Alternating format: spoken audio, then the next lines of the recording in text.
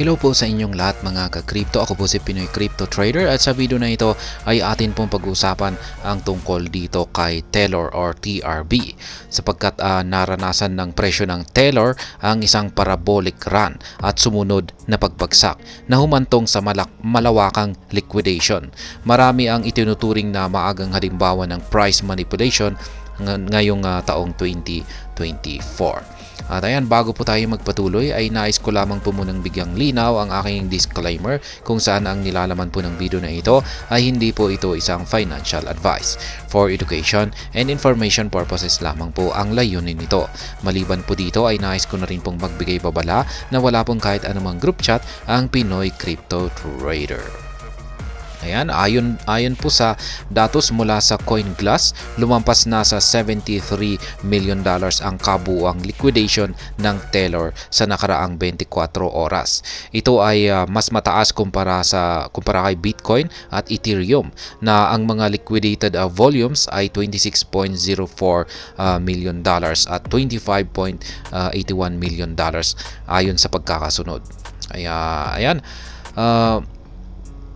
Medyo hindi pang karaniwan para sa isang altcoin, lalo na sa isang mababang cap tulad ng Taylor na malampasan ang Bitcoin at Ethereum sa mga numero ng liquidation. Gayunpaman, ito ay hindi maiiwasan dahil ang TRB ay umabot hanggang $602.98 na nagmarka ng kanyang all-time high or ATH at pagkatapos ay biglang bumagsak pabalik sa $130.34. Ayan, the Taylor team's suspicious moves.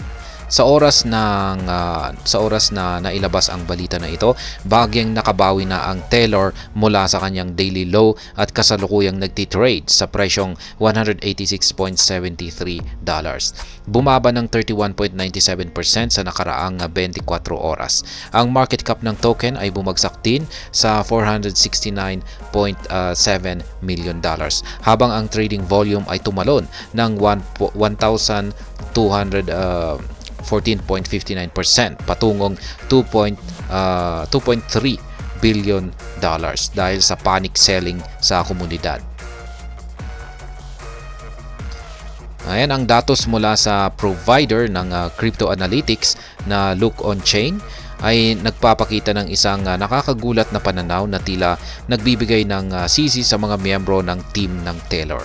Ayon sa ibinunyag, nagdeposito ang team ng Taylor ng 4,211 TRB na nagkakahalaga ng humigit kumulang na $2.4 million kasabay ng pagtaas ng presyo ng token. Ibinibintang ng ilang miyembro ng komunidad ang hakbang na ito sa malaking price manipulation. Ngunit ito ay nananatiling espekulatibo hanggang sa oras ng pagpapalathala.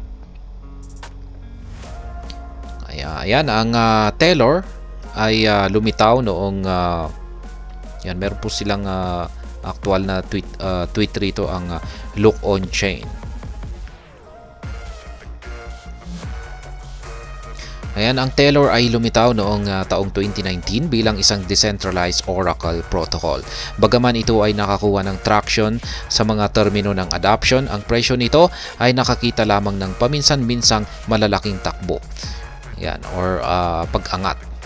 Yan, bago ang $602 na ATH na ito, ang pinakamahusay na price performance ng Taylor ay naitala noong May 2021 nang ito ay umabot ng hanggang $163.76.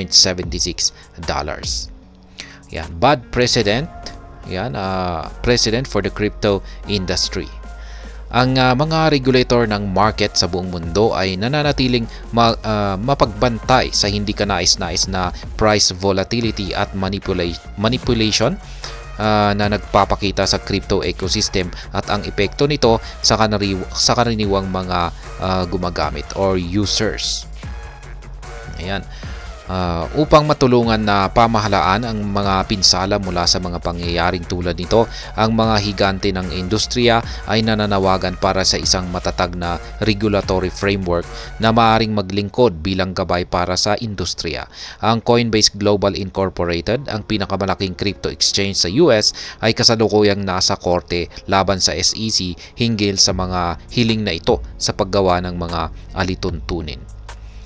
At ayan, ang pagdating naman sa aking opinion dito ay masasabi ko po ay unahin po natin sa price volatility. Yan, ang balita tungkol sa parabolic run at sumunod na pagbagsak ay nagdulot po ito ng makabuluhang price volatility. Ito ay maaaring magpatuloy habang nagre-react ang market sa balita. Yan, maliban po sa price volatility ay meron na rin po tayong tinatawag na market perception. Ang sinasabing pakikilahok ng team ng Taylor sa pagdeposito ng malaking halaga ng TRB habang tumataas ang presyo ay maaring makaapekto sa perception ng market sa token. Kung itinuturing ng mga trader ito bilang price manipulation, maaring masira ang reputasyon ng token. Yan, meron din po tayong tinatawag na investor confidence. Ang gayong malalaking paggalaw ng presyo at mga aligasyon ng price manipulation ay maaaring makaapekto sa kumpiyansa ng investor. Ang ilang mga investor ay maaaring matakot sa inaakalang panganib o risk, samantalang ang iba ay maaaring makita ito bilang isang oportunidad na bumili sa mas mababang presyo. At ayan, meron din po tayong regulatory attention. Ang balita ay maaring makakuha ng pansin sa mga regulator, lalo na kung ang mga aligasyon ng price manipulation ay mapapatunayan. Ito ay maaring humantong sa mas matinding pagsusuri at potensyal na regulatory action. At ang panghuli ay ang trading volume. Ang balita ay nagdulot ng malaking pagtaas sa trading volume habang kumakapit ang community sa panic selling. Ito ay maaaring magpatuloy sa maikling termino habang nagre-react ang market sa balita. At ayan, hanggang dito na lamang po tayo sa video na ito. Sana po ay inyong nagustuhan ang aking paliwanag dito. Kung inyo po itong nagustuhan ay pakiclick lamang po ang like button nito. Para naman po sa mga bago lamang dito, kayo po ay aking inaanyayahan para mag-subscribe. Pakiclick na rin po ang bell icon nito dahil ito po ang siyang magsisilbing notification nito sa mga bago kong videos na akin pong ina-upload sa aking YouTube channel na ito. Marami pong salamat sa panonood. Ingat po tayo lagi at God bless po sa ating lahat.